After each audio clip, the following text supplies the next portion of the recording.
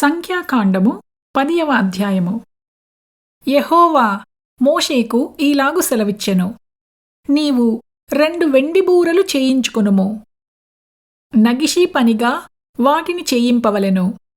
అవి సమాజమును పిలుచుటకును సేనలను తరలించుటకును నీకుండవలెను.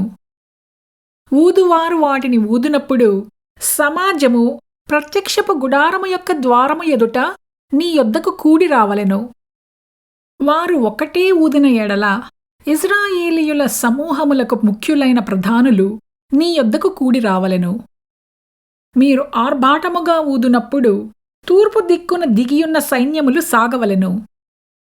మీరు 2వ మారు ఆర్భాటముగా ఊదునప్పుడు దక్షిణ దిక్కున దిగిన సైన్యములు సాగవలెను. వారు ప్రయాణమైపోవునప్పుడు ఆర్భాటముగా ఊదవలెను. సమాజమును కూర్చున్నప్పుడు ఊదవలెను కాని ఆర్భాటము చేయవలదు. అహరోను కుమారులైన యాజకులు ఆ బూరలు ఊదవలెను. నిత్యమైన కట్టడను బట్టి అవి మీ వంశముల పరంపరగా మీకుండును. మిమ్మును బాధించు శత్రువులకు విరోధముగా మీ దేశములో యుద్ధమునకు వెళ్ళునప్పుడు ఆ బూరలు ఆర్భాటముగా ఊదవలెను. అప్పుడు మీ దేవుడైన యెహోవా సన్నిధిని మీరు జ్ఞాపకమునకు వచ్చి మీ శత్రువుల నుండి రక్షింపబడుదురు.